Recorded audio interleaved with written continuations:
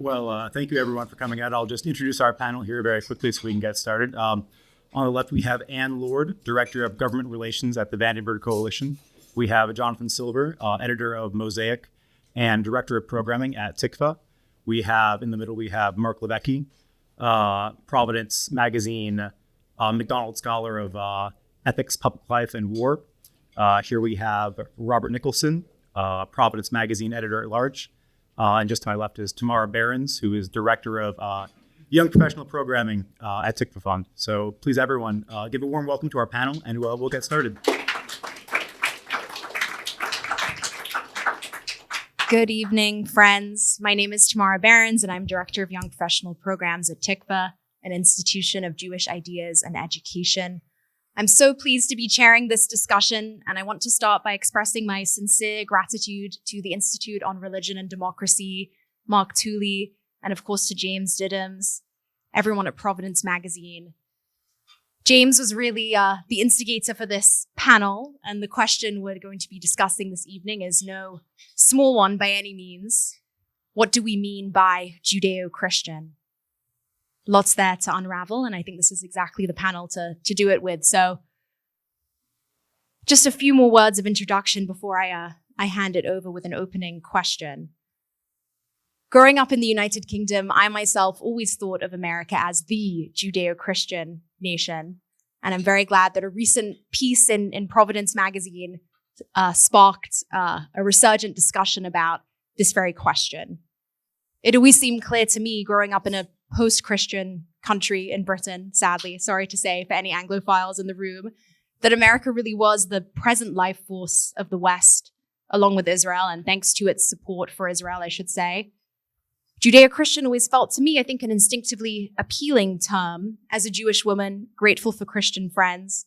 And that was reinforced by a fairly extensive tradition of its usage from towering statesmen and women like President Eisenhower, who described a common Judeo-Christian civilization committed to peace and freedom, Margaret Thatcher, who described the Judeo-Christian inheritance. And of course, these themes go back much earlier to the origins of this great nation and the principles of human equality, dignity, separation of powers, and freedom of worship that the pilgrims and founders saw in the Hebrew Bible, as they drew from the language and symbols of the ancient Israelites in the crafting of the American national character and in the political framework. But what do we actually mean by Judeo-Christian today, at present? Is Judeo-Christian now synonymous with the American tradition of pluralism and religious freedom, with America itself? Or is Judeo-Christian still a particular statement of faith, a distinctive set of moral and religious convictions? Some might argue, for example, that Judeo-Christian is simply too vague, that in seeking to merge disparate theologies and distinct obligations, Judeo-Christian has become synonymous in America with a kind of naked public square or a spineless classical liberalism. So what do we mean by Judeo-Christian? I'd like to open it up to the panel. Perhaps, Marc, if you don't mind, if we might start with you. What do we mean by Judeo-Christian? I would suggest not starting with me because I'm going to be very specific and I'm not going to be very broad. Okay. If I may. No, absolutely. All right. And maybe that's my start. So I will start, but that was it. Okay. John, could I turn it over to you? Thank you so much, Tamara. Hi, everybody. Thank you for coming. It's wonderful to be here. Thank you so much to Marc for your leadership and helping to convene this conversation, and James for yours. Let me advance a couple of points just to open up our conversation. Number one, I think it's important to recognize the venue in which this conversation is taking place. We are having this conversation at the end of June 2025. Earlier this month, the United States Navy and Air Force undertook one of the signal operations in contemporary warfare, in Operation Midnight Thunder, Operation Midnight Hammer, in dropping those bombs on the Iranian nuclear facilities, have struck a blow for peace in the region.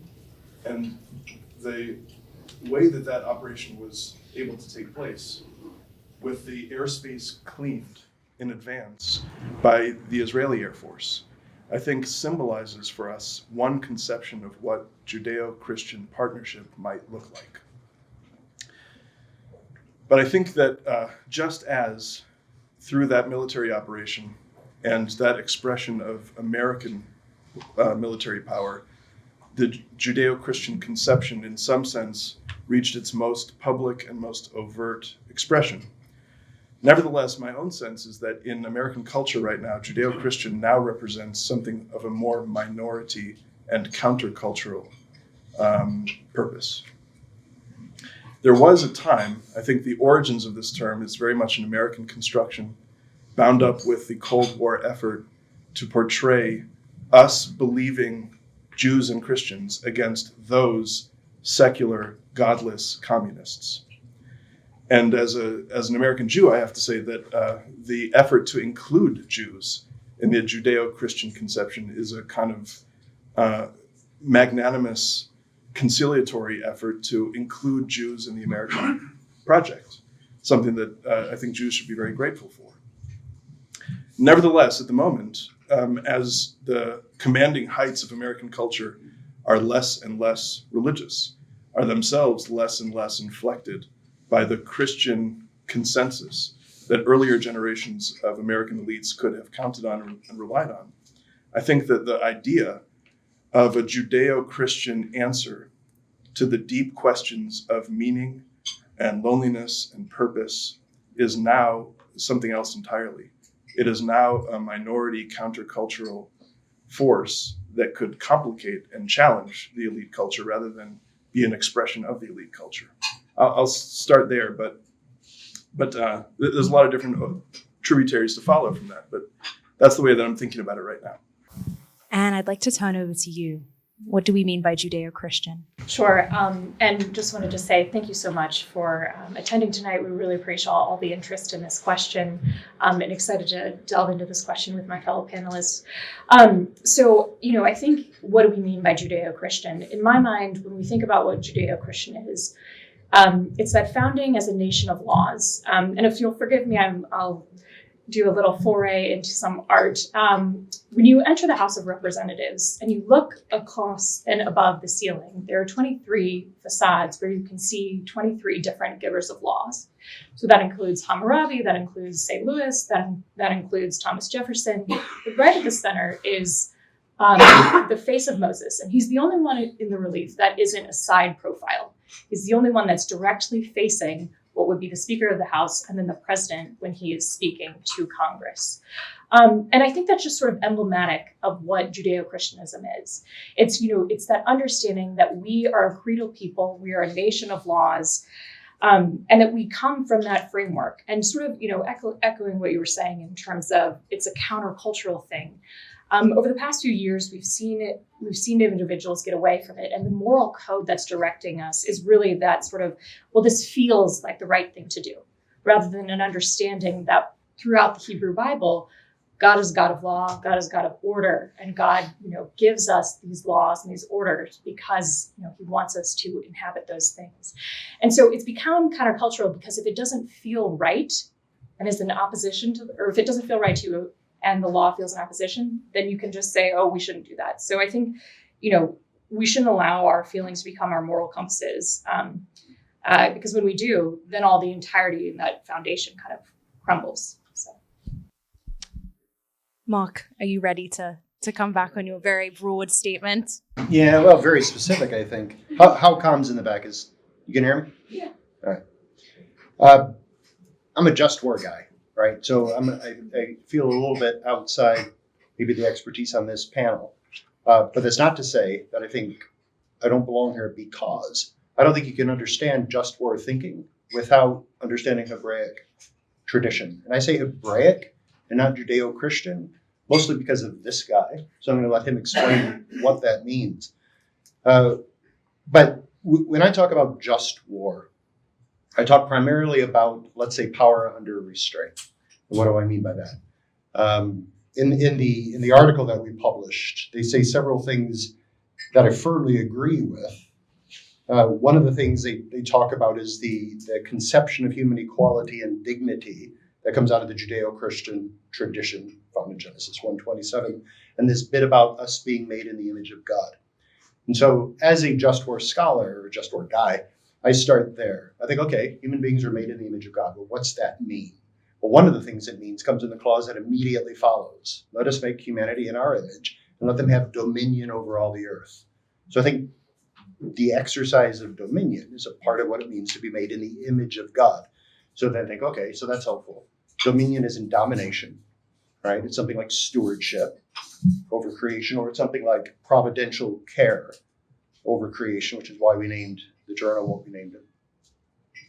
But then immediately following that, you get the fact of the fall, right? So God made human beings free so that they could love him. Love has to be free or it's not love, etc. One of the risks of love is rebellion. We're not going to do what we were supposed to do. I hope it's not a spoiler. We rebelled, right? So now moving forward, dominion has to be exercised in light of the fact of the fall, right? And you see this motif play forward in Scripture.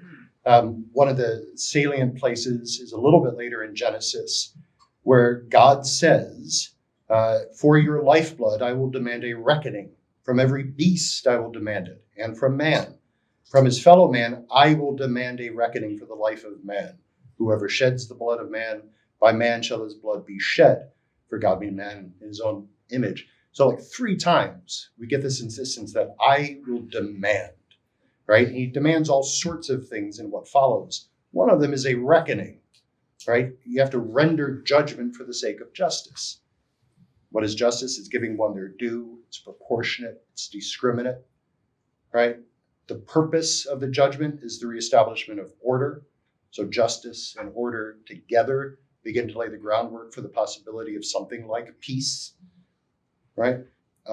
All of which signals the possibility of redemption and restoration and the repair of all things. So already, if you know anything about just war tradition, you should immediately begin hearing the terms of just war, right? So the just war tradition is grounded in the notion that human beings are exercising dominion. So there is a sovereign, which is the he or she or it or they. This isn't a pronouns thing. This is just acknowledgement that there are different types of government.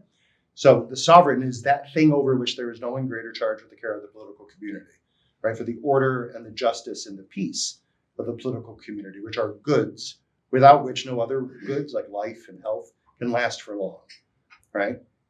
And it's the sovereign who has to decide if, when the innocent are being threatened, or things have been wrongly taken, or evil needs to be punished, nothing else will sufficiently restore those things except the application of discriminate, proportionate, and necessary violence, right? All for the sake of peace.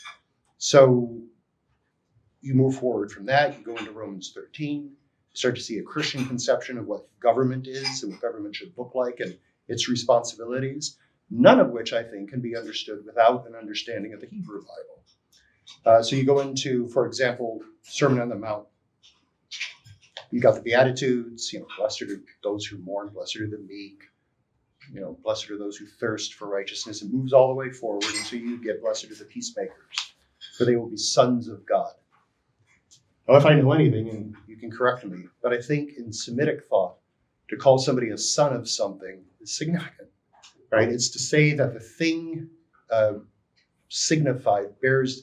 that the thing bears the characteristics of the thing being signified. So a peacemaker bears the characteristics of God. So then as a Christian, I have to ask myself, okay, well, that's really helpful.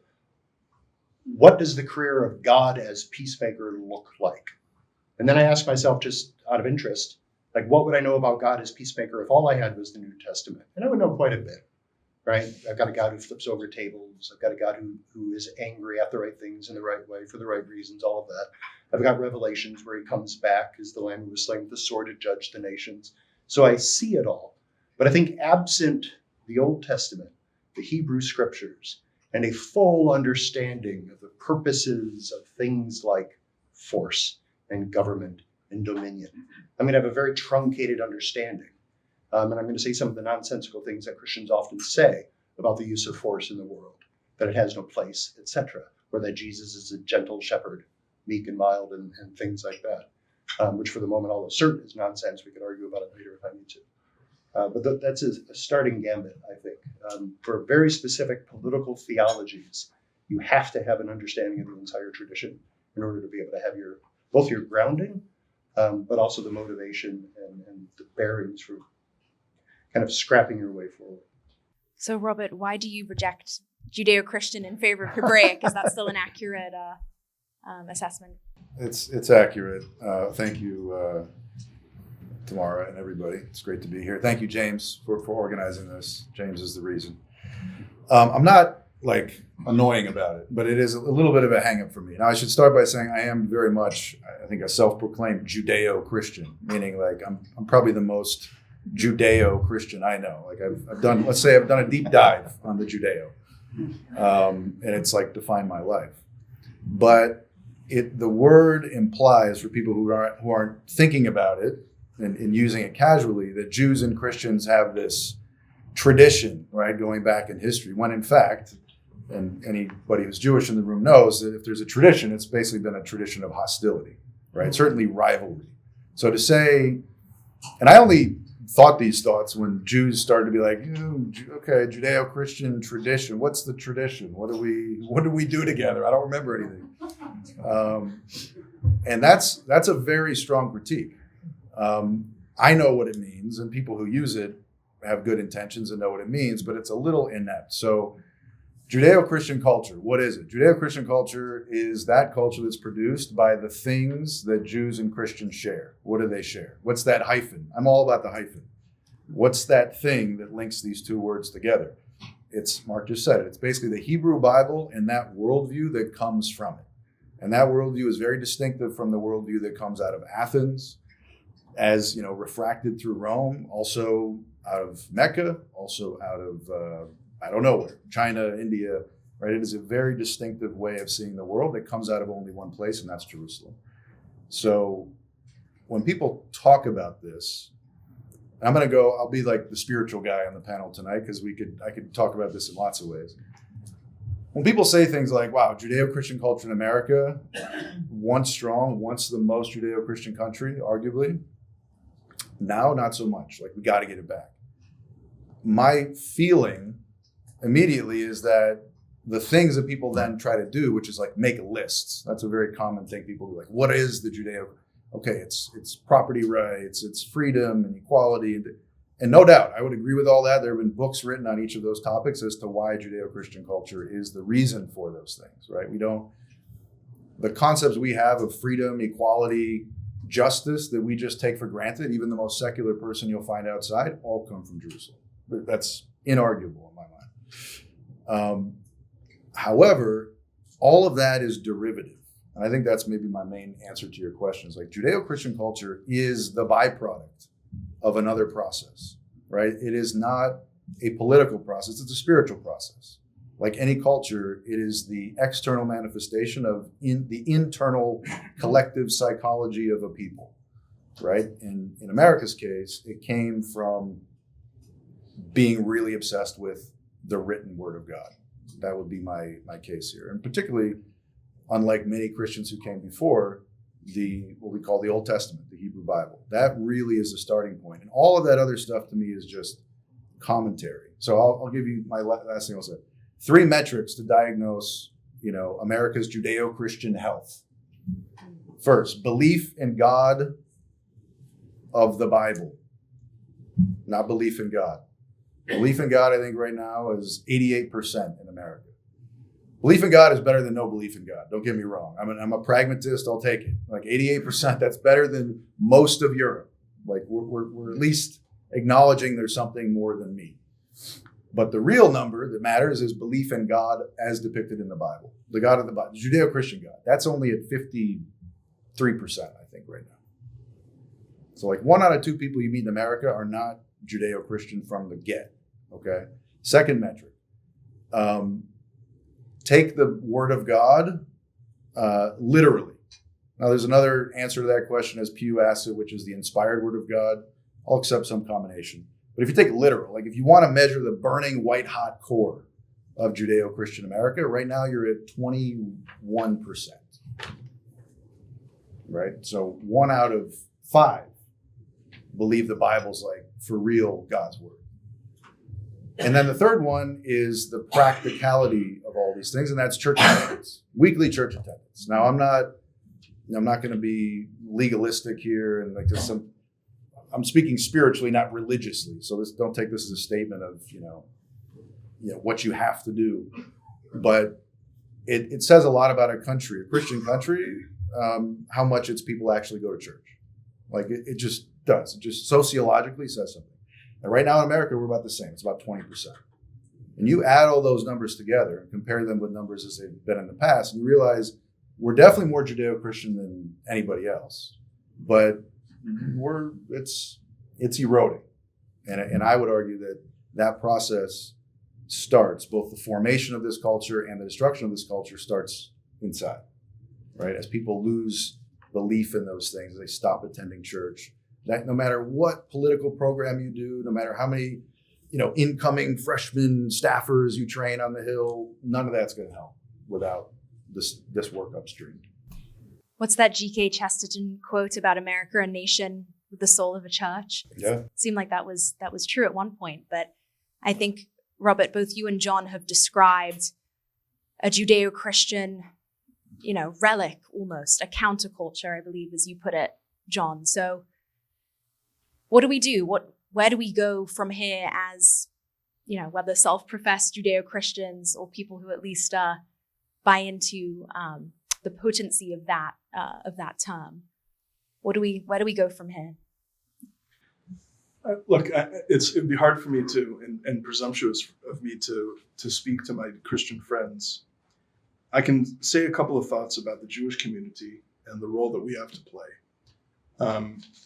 I think the first thing is, I started by saying my view that the whole formulation of Judeo-Christian, of course, Christians see their Old Testament, the Jewish Hebrew Bible, as part of their Bible, and so need not have included in the formulation of that term the Judeo part of Judeo-Christian, because of course the Hebrew Bible is just as much a Christian document as the Christian New Testament.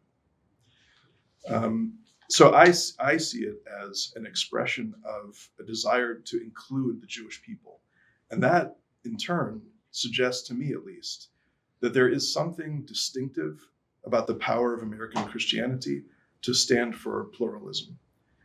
And from the Jewish perspective, I would say that what Robert said is historically true, but in my view, we should turn the sociological page, at least in America, on that very true history. It is true that for centuries upon centuries, the experience of Jews and Christians was an experience of persecution, oppression, often bloodshed. And yet, in America, there is not in each and every case, but by and large and for the most part, there is something new under the sun.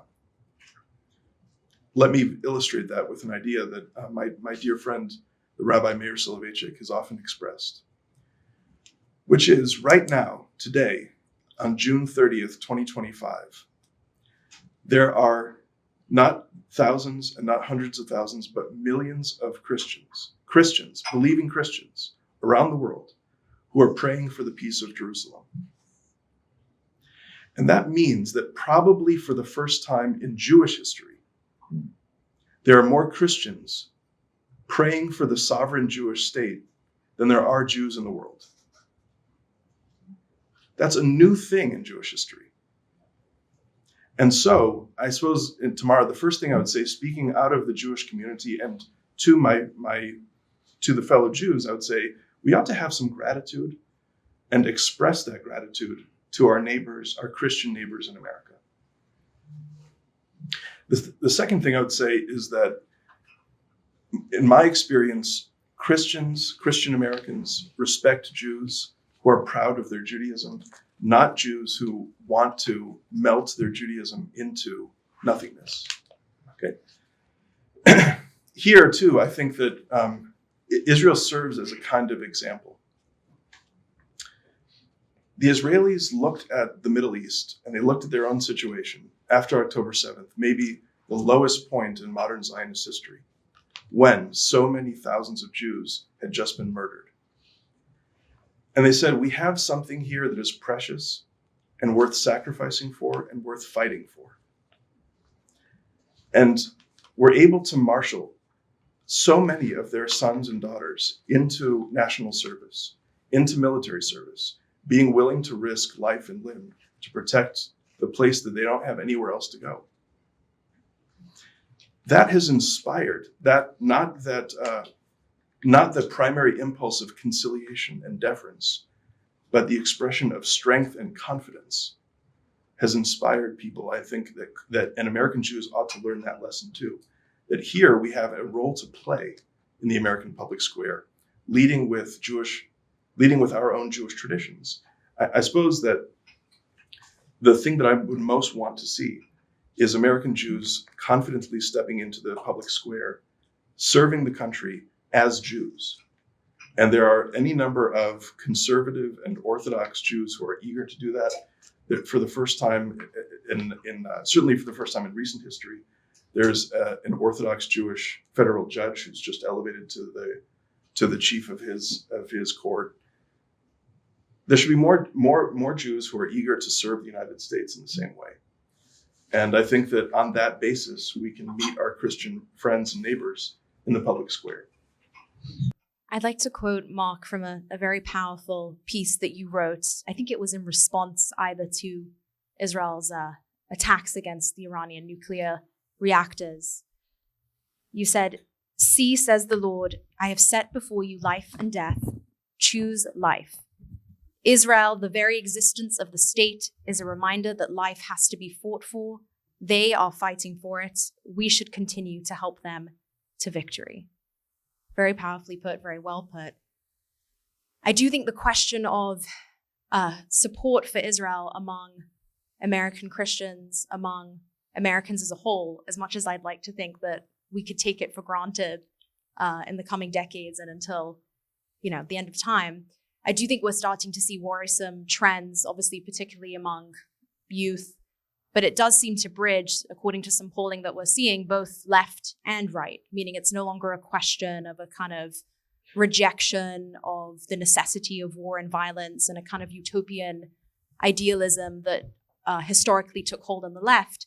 But we're now seeing some, I would say, ambivalence on the right, I would argue. And I'd love to get thoughts from really everyone on what this means, whether that's from within Christian America or from America as a whole in terms of our foreign policy stance. I don't know, Marc, if you'd like to speak to that first. Yeah, I can go way back for a moment. Not everybody's got to get like ultra personal here, but I'm going to get ultra personal for a moment. You ready for it? Okay. All right. So I'm going to say it in the most ridiculous and not exactly sincere way that I can. And then I'm going to say it more sincerely, I owe the Holocaust everything. Let me caveat that. I think John knows what I'm talking about because we talked about it.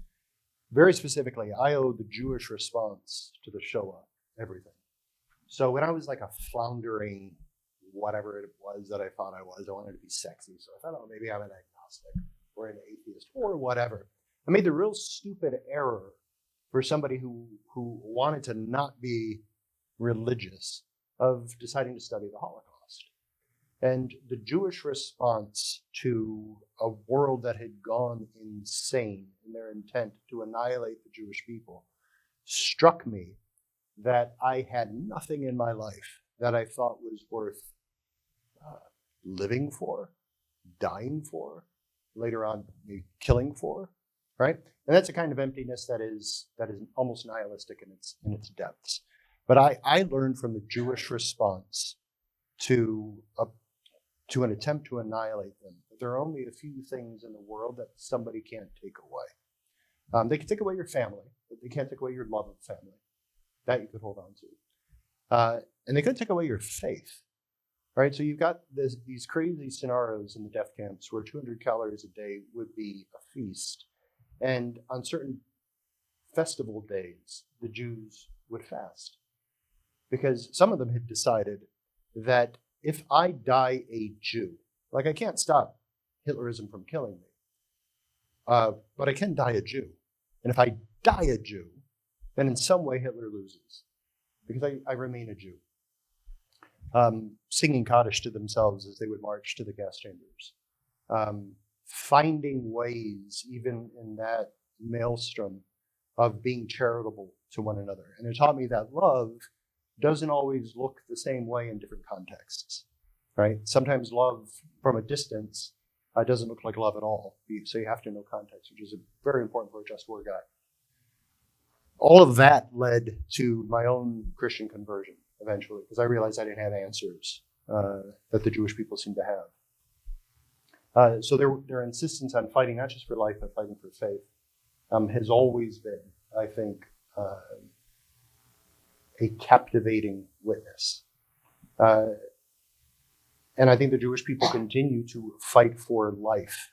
And so when I look at our founding documents and I see that I have a right to life and liberty and the pursuit of happiness, I realize that those things have to be grounded in something. That liberty isn't just license, but it's freedom for a kind of responsibility that I've been describing.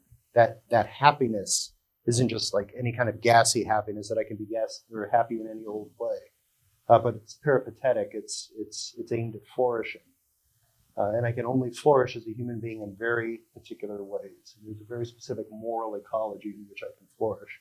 And I don't mean to be hyper idealistic, but I still see this in a lot of my Jewish friends and in the Jewish response to people who hate them, right?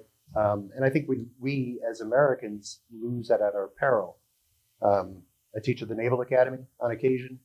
There are probably fewer people there now than there were a generation ago who believe that there is something that can be called an objectively good human being, which is complicated because I teach ethics and I teach virtue and I'm aiming at creating good human beings. But I could take a step back, reset, and say, okay, there is still such a thing as a good officer. And they all agree with that. But we look overseas at maybe Russia, and we see that not everybody agrees that there's such a thing as a good officer, or they have a very different understanding of what the good officer is. And I just think that the further we get away from a Hebraic cultural understanding, a Hebraic theology, the more we're not going to be capable of creating good human beings or good officers. And I think that's a crisis. Yeah. And would you like to speak to this as someone who works at a foreign policy organization doing some of the best work, I think? And I'm not just saying that because we share a chairman. Tell me, how do you assess the situation? Thank you. And I come from this question with a slightly different perspective. I come from a national security background. And it's an interesting point you raise about that question about, you can't have your faith taken from you. You can't have your love of family taken from you. Which is true, but you have to make the decision that those are things that you are not willing to give up. And I think, at least speaking to the younger generations, we think about as we're moving away from this Judeo-Christian heritage, and we're sort of wondering why we're seeing this center point, this flashpoint of anti-Semitism that's just arisen over the past year. And it's sort of, in my mind, not surprising at all. If we look at the way in which children and teens get their news these days, it's predominantly through TikTok, an app which is controlled, and an algorithm which is controlled by an adversary who doesn't believe in objective truth, who thinks that all of the things that make us good are in fact what they want to destroy. So then you think about the content and the way in which they're delivering a divisive message that is both one which creates wider fractures in society, but ones that are also very dangerous and kind of drive at the core of who we are, which is that Judeo-Christian heritage. I mean, it's not surprising that this, what I will say is an evil entity, that's what they attack first, because it's the stronghold. That's the place that they know if they get to that first, then the rest doesn't matter. And if you're already coming at it with young people who are spending hours and hours not feeding their souls, but just sort of being numbed and not recognizing the importance of holding on to certain values, love of family, love of country, love of faith. It's not at all surprising in my mind that we see the challenges that we're facing in society. Robert, I want to get to you as well, because of course you've written about Christians in Israel. You wrote a landmark piece in Mosaic magazine, I believe it was almost 12 years ago now, about evangelicals in Israel. So I would love to talk about your formation and then how you see it at present as well. My formation. How did you form a strong pro-Israel worldview, and then the assessments that you made of kind of predicting some of potentially worrisome trends within the evangelical community within American Christianity. Has that worsened? Where do we stand today? Yeah, so I wrote an article for, probably most of you didn't read it, back in 2013, saying that, I know there's this, assumption that evangelical Christians will always love Israel. And certainly there's a lot of evidence over the last couple of decades that that's true. But my point was that that's anomalous, to the point that was just made by John, and likely or unlikely to continue, barring unforeseen circumstances. And you can read it, it's at Mosaic. The things that I saw then have accelerated. I'm not super optimistic. New things I didn't anticipate have popped up. You alluded to some of it, Tamara, about open or veiled anti-Semitism, anti-Zionism on the right, justified by several reasons, very different reasons. Some of them kind of economic, geopolitical, some of them theological, at least indirectly. I always knew that the seeds of resentment toward the Jewish people have been buried in Christianity, not by Jesus himself, but by people along the way who kind of took a wrong road. But they had been mostly dormant in America, or more dormant than before. On the right, they had been seemingly eradicated, right? You saw like a lot of philo-Semitic feeling on the American right in the second half of the 20th century, let's say. But it has changed. And I think this, there was a great and now quite viral interview between Ted Cruz and Tucker Carlson that I think laid bare a lot of what's behind some of the public discourse, not just on the issue of the strike on Iran and all that, but a lot of things, and it's like, what do we owe the Jews? Like, do we owe them enough to go bomb a nuclear reactor? Are the Jews, is Israel, asked Tucker Carlson, of today the same as Israel of the past? Like, who says one thing leads to the other? And what I loved about that interview was that throughout, it was like getting at the thing that I felt like they're both really talking about anyway, which is, what is our patrimony? What obligation do we owe the rest of the world, and this people in particular? So for me, you ask, like, how do we get there? I think there's a lot that could be done. It's much more on the side of, education and really the church than politics. Political things need to be done. Don't get me wrong. That's not what I'm saying here in Washington, D.C. But the real work, the work that'll make sure this stuff lasts, is actually it's formation.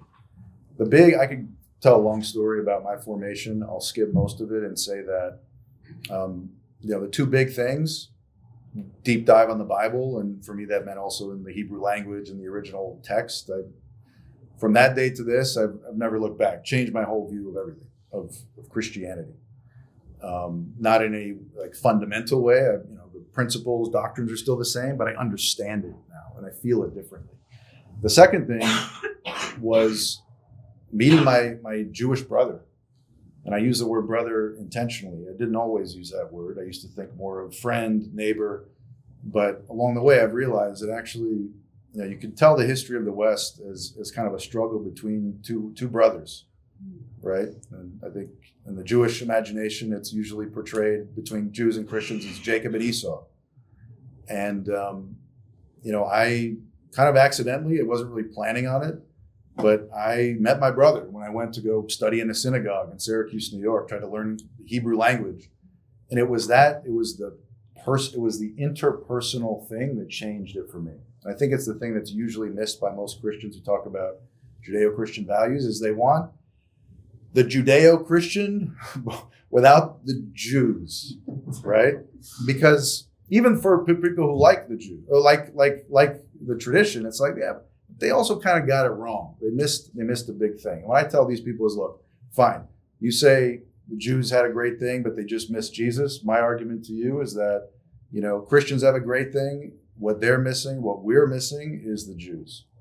And there's a verse in the New Testament, in the Sermon on the Mount, where Jesus tells us, if you can bring all the, paraphrasing, fancy sacrifices you want to the temple, but if on your way to the temple, you realize or you remember that your brother has some kind of beef with you, that he has it with you, you drop your sacrifice, your offering, and you go reconcile with your brother. And I think that's really the thing that's always missing from this conversation is the interpersonal Jews and Christians, notwithstanding vast differences, two different religions, two different, in fact, traditions, but nevertheless linked by shared origins, and I would argue even some kind of shared destiny, even though you can't really define it. Like the people who can't stand America are the very same people who understand intuitively that Jews and Christians, right, the Zionists and Crusaders, they belong in the same sentence. We are the people who find it the hardest to see somehow. Until we actually turn and face each other, Jews and Christians, even if we're arguing, I think we're really not going to get that thing that we need to get us over the hump. Tamara, I want to just add and inject into this conversation a different register. We've been speaking in a very reified, elevated way, which is very, very wonderful, in trying to articulate the moral ecology out of which Judeo-Christian tradition, patrimony, provenance grows.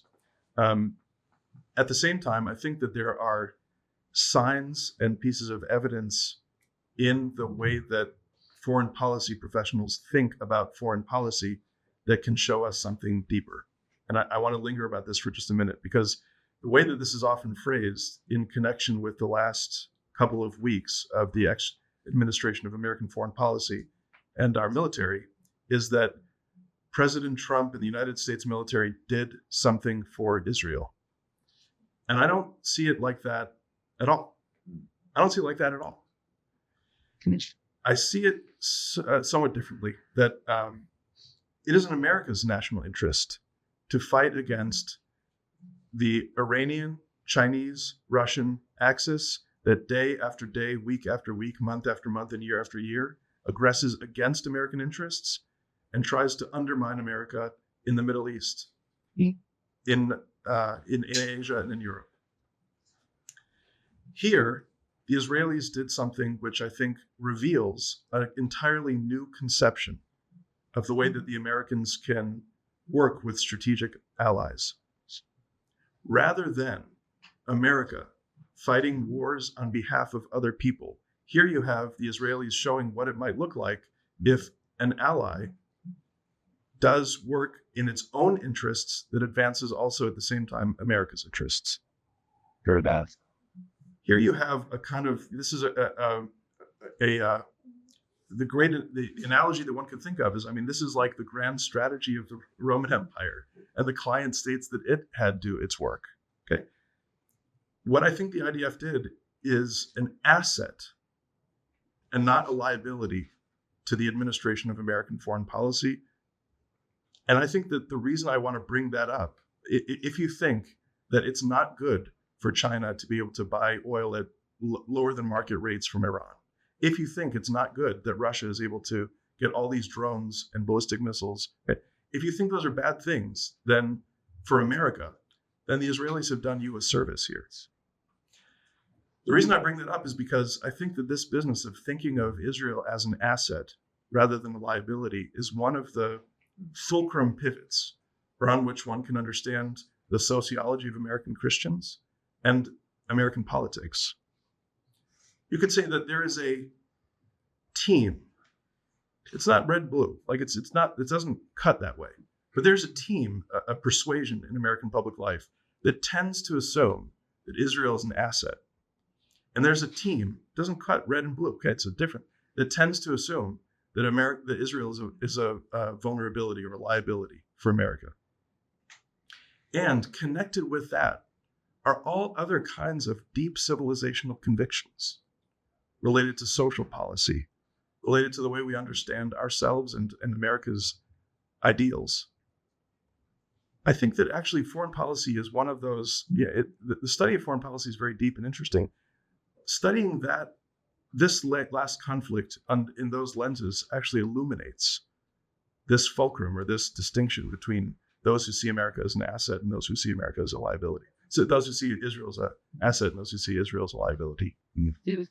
I'd love for everyone to perhaps speak on this topic before we open to questions, because I think this really is essential. I think, John, what you just put forward is incredibly compelling. I hope it's compelling to others in the room. Perhaps we can get to that during questions, but I'd love to hear from others on the panel if they see it the same, if they would make adjustments, and how they think that Israel's stunning success and the US joining in that effort, benefiting from that effort, how is that being received? And I don't know if you'd like to go first. Definitely. No, I agree with everything that you said. And I would even sort of go a step further in that I think we need to be recognizing that our adversaries and the way in which they're working together, their mottos are not, economic downfall of the United States. It's death to America, right? And I think that when you realize that, you sort of recognize that there's an element of evil at play. I know we've already delved into the personal. So I was fortunate enough to go to Israel in November and go to the site of the Nova Music Festival. And, historically I'd been to concentration camps and, seen places of magnitude of evil, but it was the first time I had really been to a place where a great tragedy had happened recently. We were looking at the pictures of the victims, and they're wearing clothes like my friends wear. They're taking pictures in front of tourist destinations that you would find on Instagram. And it really struck me deeply for the first time that though I had sort of understood evil as an intellectual concept, it was the first time that I really felt what evil looked like. And I think that as we're thinking about the United States working with other countries to advance not only our strategic goals, but also our worldview, and recognizing that there is good and there is evil. And I think that's a conversation that we need to be having in foreign policy communities. It isn't necessarily just about, this is advantageous for us right now. It's, okay, what do we want the world to look like in the future?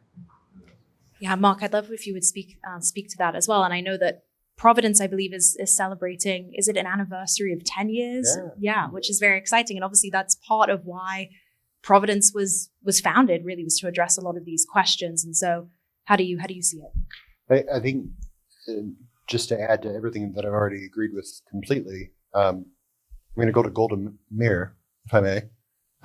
I'm not sure that everything that's attributed to Golda Meir is like Mickey Mantle, right? Probably not everything we say she said, but this one I believe she said it. But she was talking about one of the iterations of the Israeli-Arab conflict.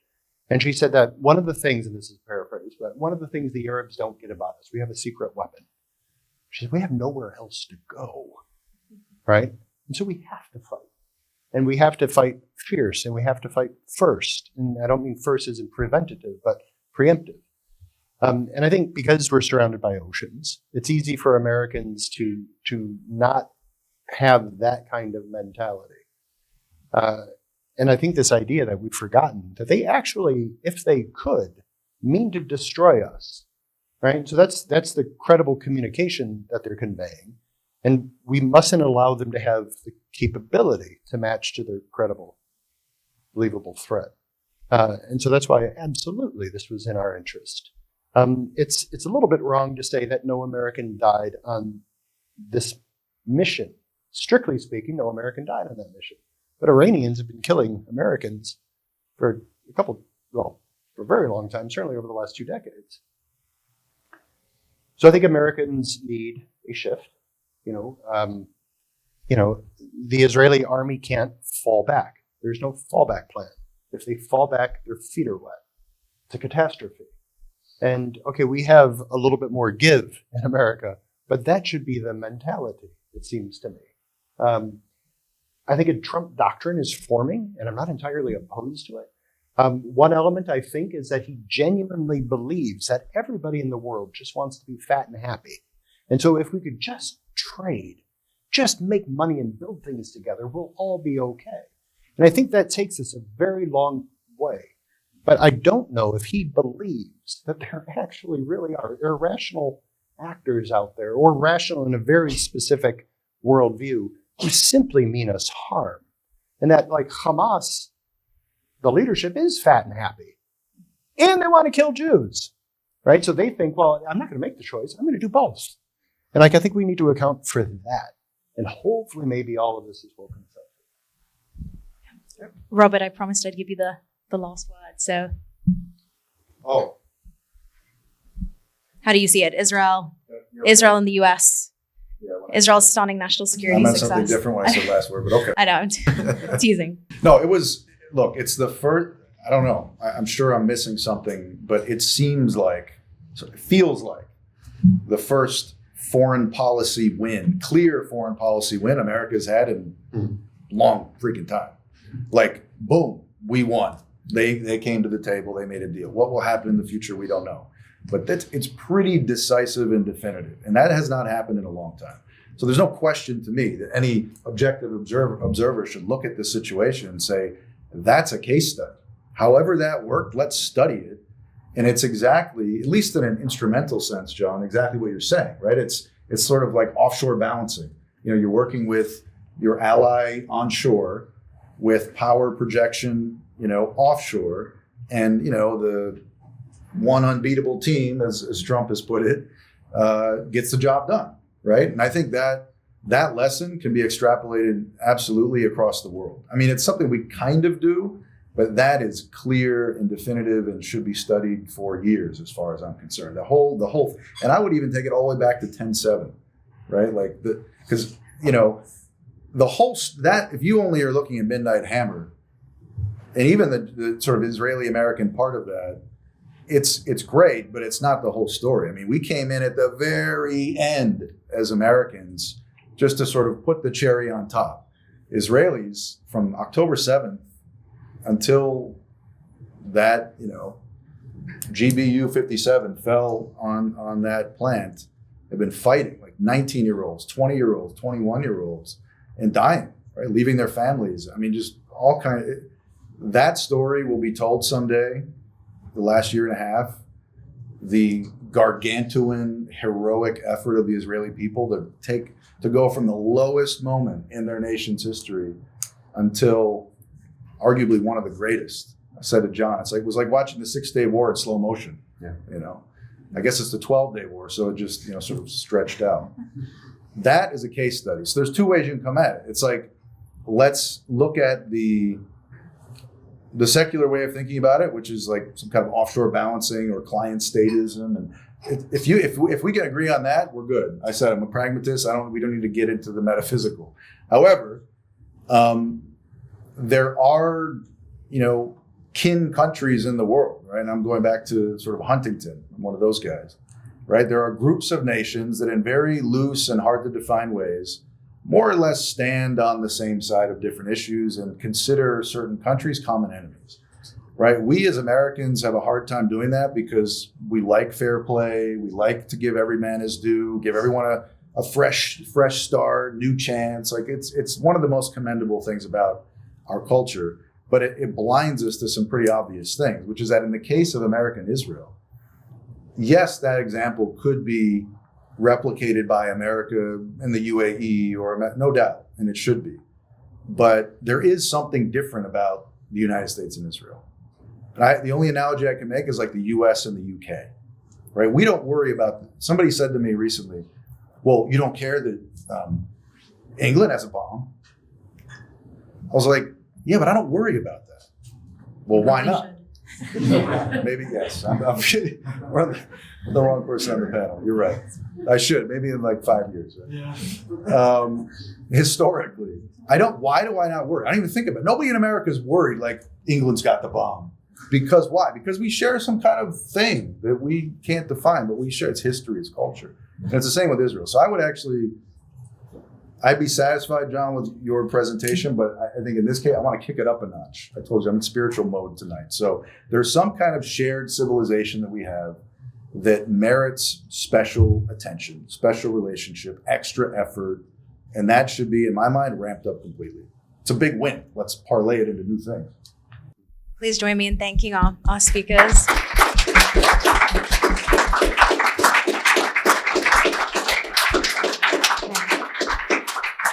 I'd love to open for some questions if we have time for that. And I'll just note that my dear colleague Jonathan Silver will have to depart to go off and lead some ongoing educational programs.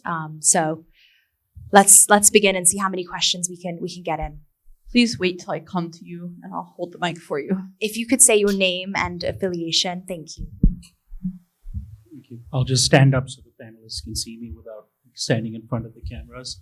Thank you, Tamara. Thank you to our panelists. My name is Arjun Singh. I'm a reporter for the Epoch Times, and I'm very grateful for your remarks today. When you speak of the Judeo-Christian relationship in the context of the U.S.-Israel relationship, it seems as though you're suggesting that, in the latter case, Israel sort of represents the Jewish component, America represents the Christian component, and the American-Israeli relationship is somehow justified by Judeo-Christian solidarity, independent of material considerations that justify the relations between other nations that exist in the world. That there's something moral and immaterial about the American-Israeli relationship. And I personally find that argument to be quite limiting, actually, because as you acknowledged in your initial remarks, there are many people in the United States who don't think that this country is a Christian country.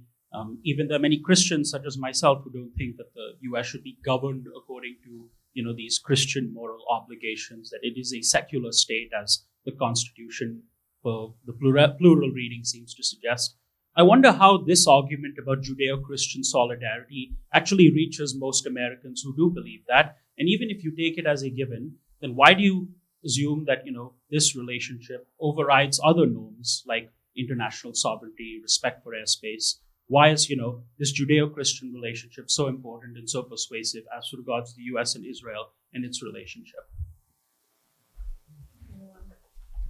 Anyone in particular want to? Was that to someone? Was that to a panelist? Just everybody? Everyone, please. And could I direct that to you as someone who deals with foreign policy questions?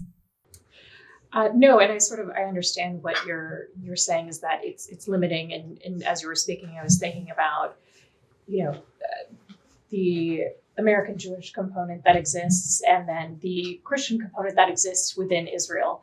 I think my panelists and I were sort of speaking more broadly about the foundations that why the American component, which is inclusive of a Jewish component, sort of has this foundational importance for going forward and understanding why there would be a benefit to the United States providing assistance to Israel. I'm not sure if I fully answered your question, but. I think part of it is just democracies, right? And I said, I would be misunderstood if you left here thinking that, the answer is, therefore, to restore Judeo-Christian culture, however you defined it, we need to pass a law that the U.S. must always support Israel. That's not, to me, where the situation, needs to be resolved. America has supported the state of Israel historically, not always, by the way. Even at the very beginning, we were not that supportive. People forget that. This was not like a slam dunk. And will in the future, because and if the American people, for the reasons I mentioned, feel that affinity. And furthermore, and this maybe gets closer to what you were saying, they look out at the world and it makes sense, right? I'm both a Christian Zionist and a Christian realist. And I think that combination is a very important one, meaning Americans feel, for all kinds of intangible reasons, a kinship with the state of Israel. They have, historically, Republican and Democrat both. And that, through democratic politics, the regular way politics are done in democracies, both domestic policy and foreign policy, has spilled over into a foreign policy that's pro-Israel. And that, to me, is the way it ought to be, right? I'm not saying this needs to be, canonized. But the idea that some people push, which is that, okay, fine, Judeo-Christian values, stand up, for these values and these rights, but that's totally unrelated to this, state of Israel over here in the Middle East. I don't understand how people get there, right? To me, it's the most myopic and narrow-minded way to look at the world overall. I mean, there's clearly a connection here that's related to the values we're all over here trying to defend.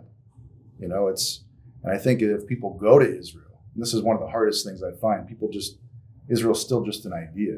and you see the way that these young people are raising their families, even secular people have 5, 6 kids, right? All the things that we want to bring back to America, they're doing over in Israel.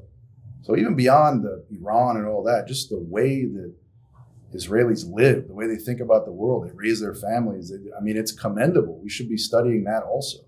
So bottom line, I'm not talking about some kind of like carve it into stone, at the Lincoln Memorial, always support Israel.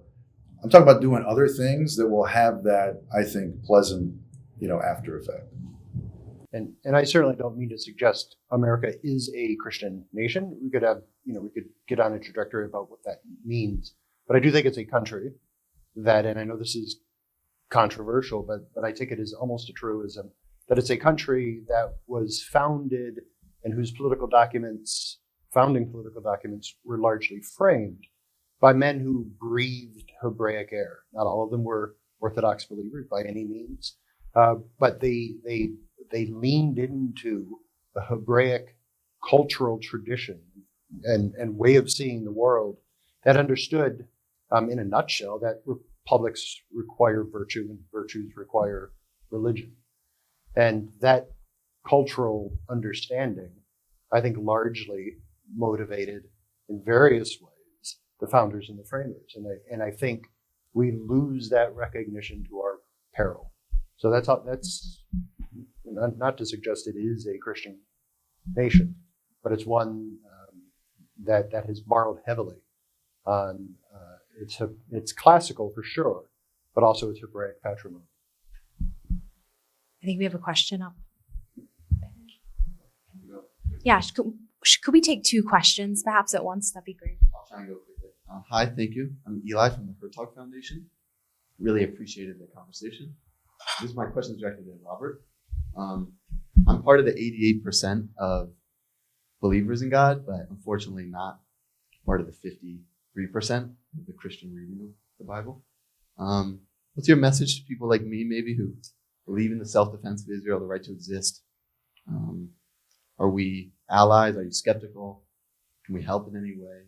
How do you view this relationship of the 36% of believers who aren't Judeo-Christian? Short answer, I welcome what's where I'm very I'm the opposite of dogmatic, right? So to me, like I said at the outset, that to me is still very different compared to other countries in Europe. Like if you're believing in God, you're already on the track. And I think that my experience is a lot of people who go that far have at least a reverence and respect for the God of the Bible, right? So it's not a this or that. I'd say, it's anybody who should come, who feels the call, hears the call, should come. That's what I would say. I'm pretty open to who shows up at the doorstep.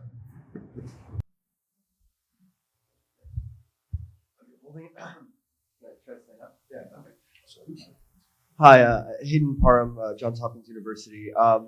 So I've got a semi-answer to my own question, but I wanted to play out. So when I was an intern in undergrad, I worked at the Department of Defense, and I was a contract specialist selling F-35s to allied nations. And there was a great, very discrepancy in attitudes between various allied nations. And I think that a lot of that has the cultural aspect, but a lot of it also had to do with difficulties in the needs of the different nations. So Israel was very focused, and everything had to be done very quickly. There was a lot of pressure because getting the F-35s there was very important.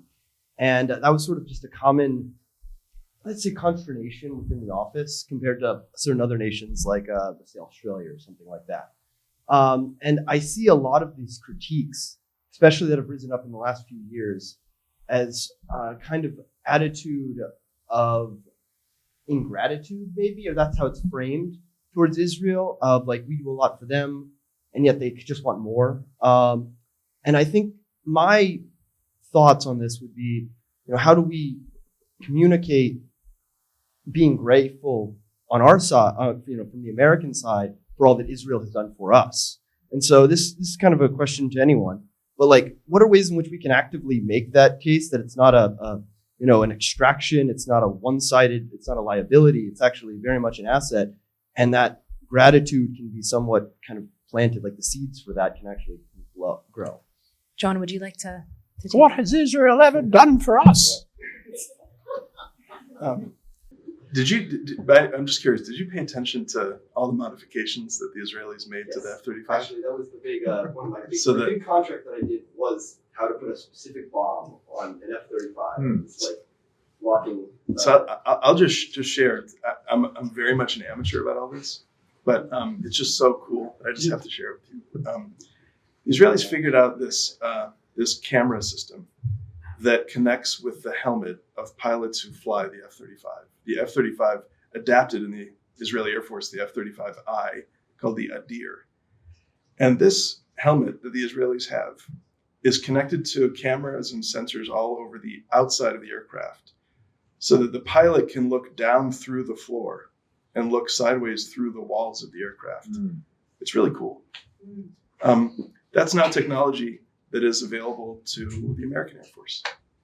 And it is one example of other kinds of innovations that I think two separate peoples, by the way, each pursuing their own interest. To the question, to the person who asked the question before you, I'd say it's not a given that American interests and Israel's interests are the same. Sometimes they are. Sometimes there's significant overlap. But sometimes there's not. Even I would say, if you really drill down to it, even in the conduct of an expression of the war aims of this last conflict with Iran, America's interests and Israel's interests overlap to a significant extent, but not entirely.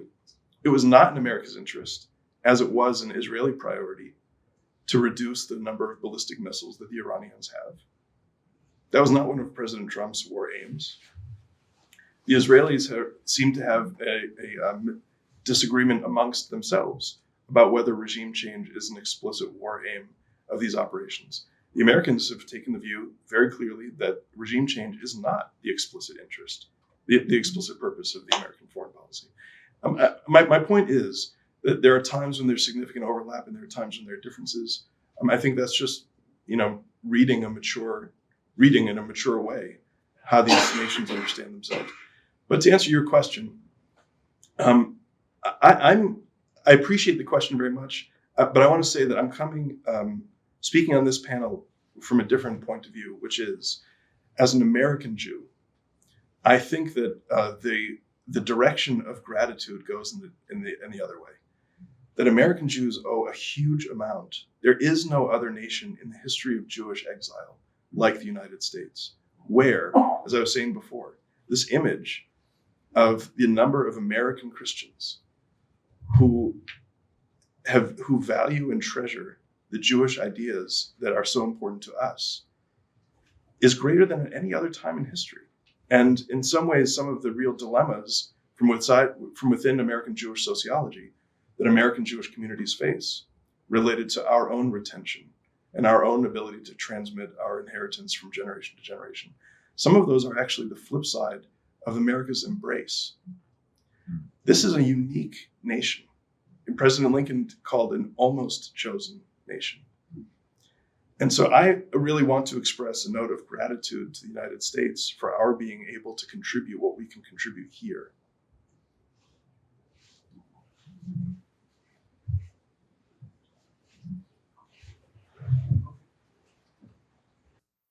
Thank you. Good evening. My name is John Rendon. I work at the Treasury Department. But perhaps more importantly for this question, I'm from Brooklyn, New York. In 2020, there was a case before the Supreme Court where there was a per curiam decision, Diocese of Brooklyn versus Cuomo.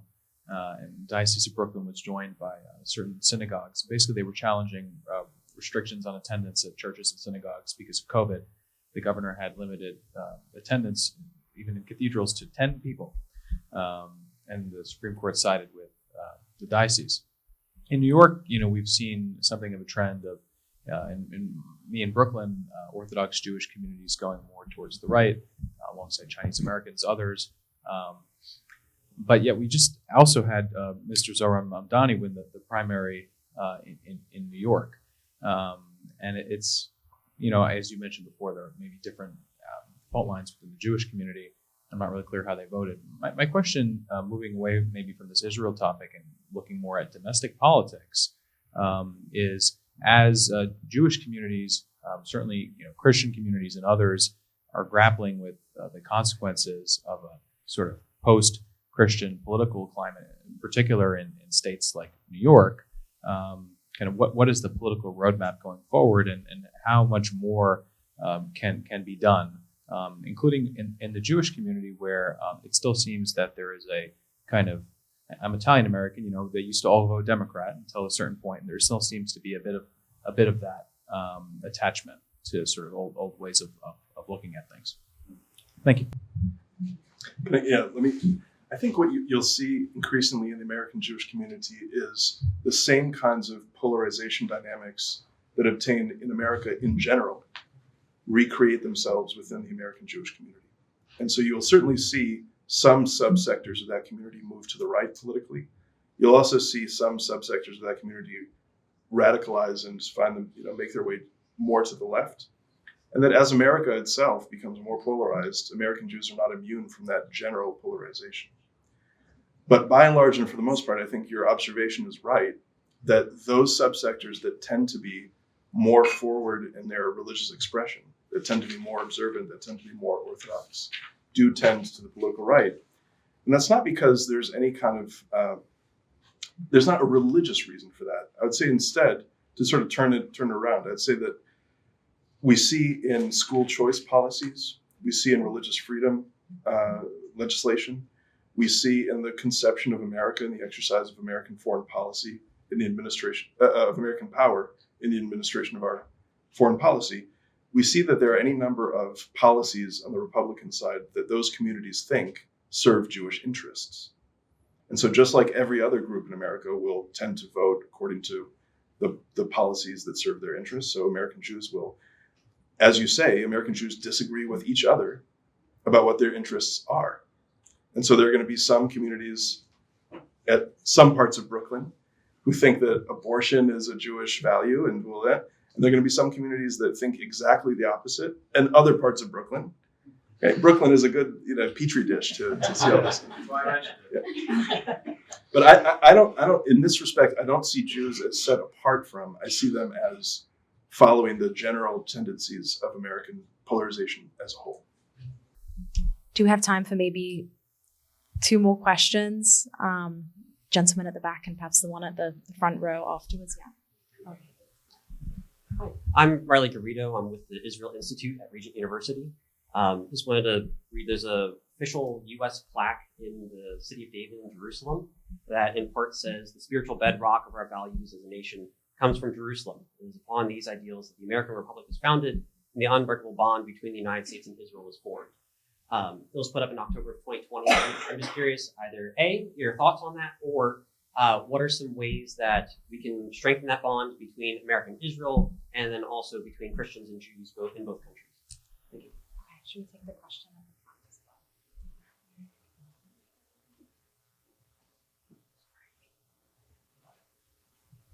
Thank you. This was an excellent panel. My name is Shiv Parihar. I'm a student at Claremont McKenna College and a writer.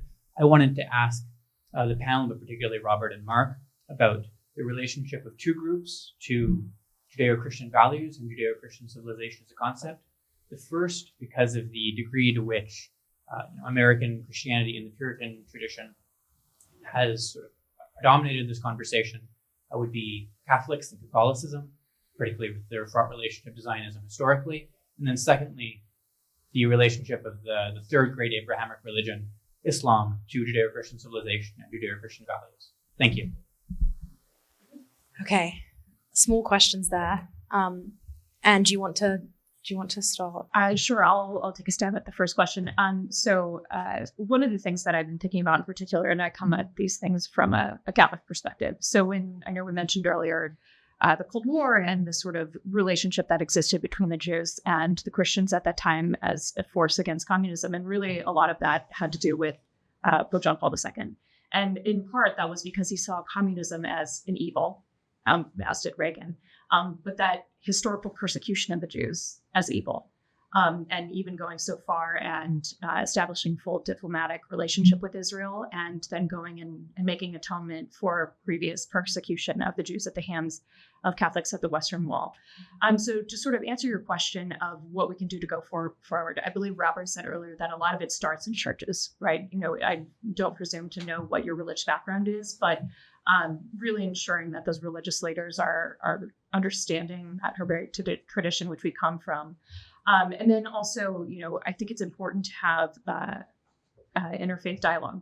I think if you have the opportunity to go to Shabbat dinner and ask questions and be curious, I think it starts both at the church level and also at the individual level to be able to make those connections and be able to talk a little bit more deeply about what that relationship looks like.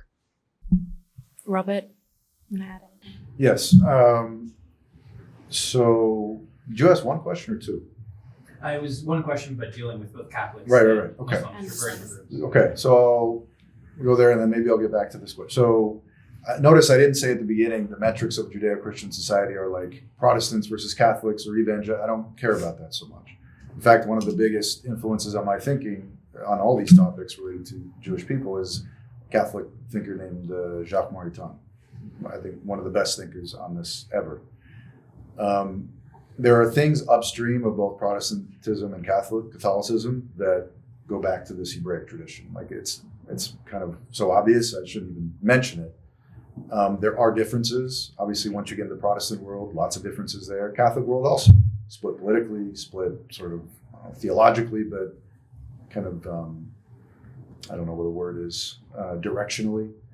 So there are a lot of differences in all these communities, which is why I think we need to stop arguing over, what I sometimes call intermediary objects, or things really far downstream that are important but downstream, and try to find our way back up to the headwaters. That's kind of my approach. Now, Muslims. I've written about this at Providence. I'd point you to a couple of articles if you're interested after I could tell you. So my contention is that,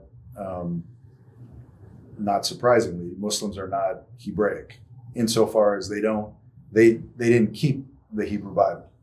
They kind of paraphrased it, rewrote it. Now I'm talking as a sociologist, not a theologian, not a Muslim thinker. But a lot of the stories, similar characters, but it's a different text, So the thing that Jews and Christians did, arguably to the Jews' disadvantage, in keeping this same book, puts you in a different kind of category. That would be my argument. And I could play that out more if you like. However, if you zoom out to the next level up, you're at the Abrahamic level. And so if Jacob and Esau are brothers, Ishmael is a cousin at the very least, right? If not my, sort of great uncle or whatever. So it's also a family discussion. And that's a whole topic. And I've talked about that, written about that as well. Very important topic. But if I don't get it straight with my brother, it's going to be very hard for me to go out and try to make peace with my cousin. That's kind of the way I think about it. It's like a sequencing thing. So very important conversation, different conversation, but it's got to come after this topic. It's a different panel, I guess. And then as far as for this guy, I would just say, and now I can't believe how spiritual I'm being tonight, like a pastor. I never usually talk this way. But I would say anybody in this room who's here and is like, Judeo-Christian values, Jews and Christians, how do we do it? Like if you are not personally pursuing all of that in your own life, in terms of studying the tradition, reaching out unilaterally to Jewish people, right? Talking about this with your friends, creating little groups, and if you yourself are not doing that, and I'm saying this to you as much as I am to me, then what are you even talking about? This sort of programmatic, formulaic, let's restore Judeo-Christian, it all starts with you. And once you do it, and people look at it and they think, wow, that's interesting, suddenly you got a group. That's how America became America. And I think that's how we'll bring it back. Wow, I'm tempted to end there because that was so beautifully put. But any last words, John or Marc? Let's very, very short, because I agree with everything you said in answer to your question.